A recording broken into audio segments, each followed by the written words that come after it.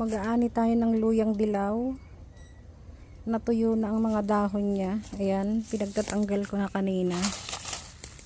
Sabi nila, pag natuyo ang dahon ng luyang dilaw, luya pa rin naman yan. Yun na yung time to harvest. So, titingnan natin tong mga luyang dilaw na to. I-harvest natin ngayon. Siya nga pala, itong mga luyang ito ay galing sa abroad. Dinala ko 3 pirasong maliliit lang. Yung siguro mga 2 inches ang haba. Dahil bawal nga sa immigration magdala ng marami, sinubok ko lang magdala ng 3 maliliit na 2 inches bawat isa. Tinanim ko dito sa tabi ng mangga sa ilalim. Siguro ito ay nasa ano na. Ang edad nito ngayon magmula nang tinanim ko to ng April 2023. May, June, July, August, September, October, November, December, January, 10 buwan. Eto. So aanihin na natin sila dahil ayan, natuyo na ang mga dahon at parang alalaki ng laman. Ito ang nagustuhan ko rito, kaya ako natuksong mag-uwi ng konti kasi ang luyang dilaw na ito ay originally from India. Tapos nakita ko sa Middle East. Ang lalaki kasi, kaya natukso akong magdala. So, alam naman natin, ang luyang dilaw dito sa Pilipinas, ang liliit ng laman. Native. Ito, tingnan nyo, oh. Ang taba. Kaya, ayan, oh. Ang tataba ng laman na sa ilalim. Malaman siya, ayan, oh. Ang lalaki. Ito. Kaya ano, tingnan natin, ayan oh. Parang gabi sa laki oh. Ayan. Ayan, ang daming laman. Ayan oh. Dadahan-dahanin natin siyang hukayin ngayon kasi dapat hindi, ito, nasugatan na yung isang ito. Ito yung naputol sa kanya oh. Napakabango. Luyang dilaw. Napakabango. So ito yung naputol dito kanina. Ayan. So dadahan-dahanin natin ang paghukay para lahat sila ay buo. Okay. Ayan. Huhukayin natin to ngayon para ito ang gagamitin natin, kutsilyong ano, para tayong mag-sculpture ngayon. Dahan-dahan ang tanggal ng lupa para hindi siya masaktan at hindi siya mapingasan. Yan. Yan guys. Unti at marami to eh. Ayun pa oh. Ito, marami to. Tsaka ito. Bale, nung itinanim ko yon, isa doon, isa dito, at tsaka isa dito. 3 pirasong ganyan lang kaliliit. So napakarami ng inilaman niya. So hopefully makapagparami pa tayo ng marami. See you later guys. Ayan. Medyo malalim-lalim na ang nahukay natin. Ito, tingnan mo to oh. Oh. Umabot siya dito sa may puno ng mangga. Hopefully hindi masaktan yung mangga kasi mababaw lang naman ang pagkatanim ng luyang dilaw na ito.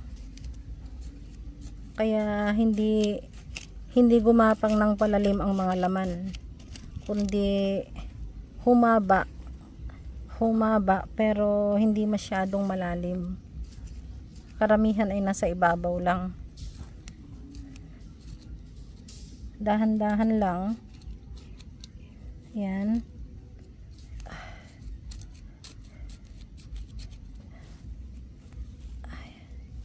Nag-gloves na tayo kasi ang daming langgam na pula, ang lalaki. Sakit mga gat. Ayun, may laman pa sa ilalim oh. Ayun, may malaki pa.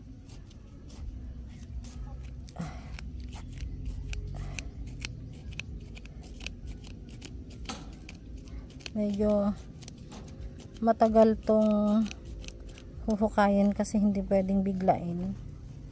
Kailangan magkaroon ng space dito at saka dito para makuha siya ng buo. Hindi siya mapigtas-pigtas. Kailangang maiangat ko siya ng buo. Okay. See you later again. Ayan. Medyo malalim na ang nahukay ko pero hindi pa rin siya. Ay! Oh my G. Sorry. Ayan po siya, oh. Matataba ang laman, oh. Oh. Para siyang kasing lalaki ng gabi. Oh my G. Sorry. Naputol by accident. Okay. Medyo malaki na ang. Ito ang haba po, oh. Ang taba. Kasing laki siya ng yung gabi, yung panigang na gabi. Ang laki-laki. Oh. Di po ba? Medyo matigas lang kasi itong lupang tinaniman kasi basta ko na lang itinusok dito. Hindi ko na napaghandaan. Kaya siguro kung mas malambot yung lupa, mas maraming inilaman to. Pero ang laki po, oh. Ang itinanim ko lang dyan ay ganito kaliit, oh. Ito. Ganito kaliit lang. Siguro ano to, 2 inches. Pero ang daming inilaman. As in, ang daming inilaman. Grabe, oh. Ang lalaki, oh. Oh, ang lalaki po. Parang yung, alam mo yung ano, yung native na panigang na ano, na gabi. Yan, ang gaganda, oh. To. Siguro mga ano, 4 inches po ito. 4 inches. Tapos ano siya. Ang diameter niya, ang ano, ang laki. So dahan-dahan natin siyang tatanggalan ng ano.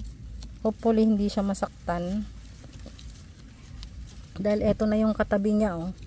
Baka nagdugtong-dugtong na yung laman nito sa ilalim. Medyo mahirap lang hukayin, guys, kasi ang tigas ng lupa. Tapos merong part dito na ano na bumaon yung laman, no, ito at saka dito. Merong bumaon na laman ito.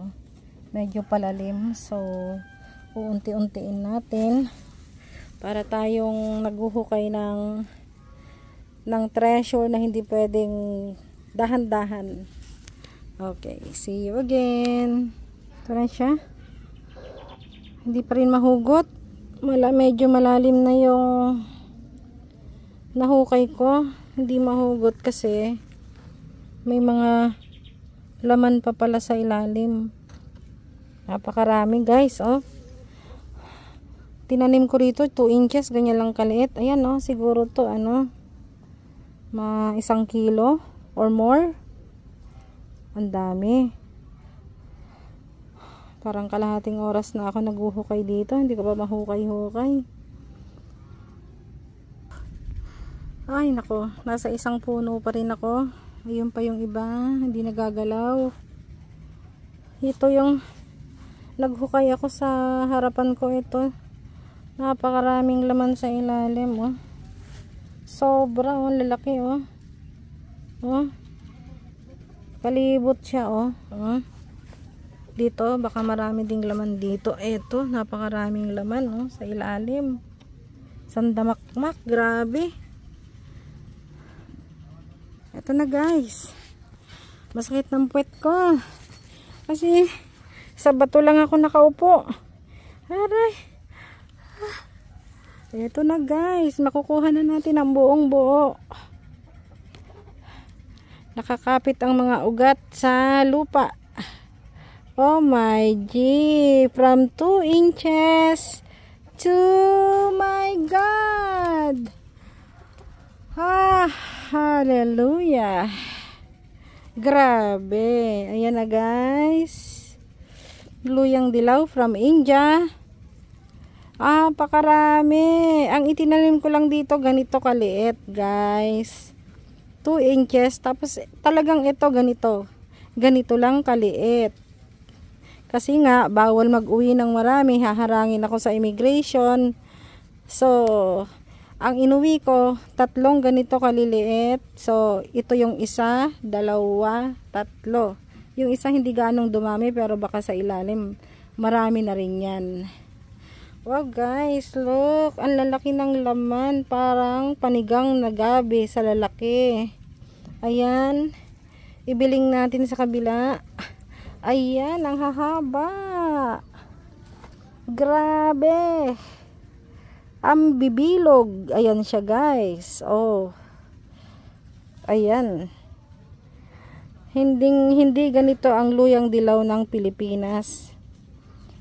Payat na native na ano. Oh guys, ang haba nito. Andito siya nag-concentrate sa ilalim ang laman. Akala ko hindi gaano naglaman, pero ito ay nasa mahigit 1 kilo, parang 1 1/4. Napakaraming laman. Oops, ayan guys. Tapos ito, ayan oh. Yung isa oh. Oh, lumalabas na rin dito sa kabila. So malamang to ang laman ay pailalim din. Okay, hukayin natin yung isa at tingnan natin kung ano ang laman. Yan guys, oh. Oops, ayan. Ito yung ibabaw niya. Konti lang ang laman na nakikita sa ibabaw, pero pagdating pala sa ilalim, oh my G, sangkaterba. Oh, sangkaterba talaga. Okay, hukayin ko ulit yung isa. Wait lang guys. Ito na yung pangalawa natin. Medyo mahirap ding baklasin kasi kumapit siya sa ugat ng mangga. Ito yung ugat ng mangga. Yung ugat ng mangga dapat hindi natin masaktan kasi baka maapektuhan yung ating mangga. Ayan, medyo matigas pa siya, hindi pa siya mahihila. Panigurado ako napakaraming laman nito sa loob. Ayan, sa ilalim napakaraming ugat. Kaya hukay pa more.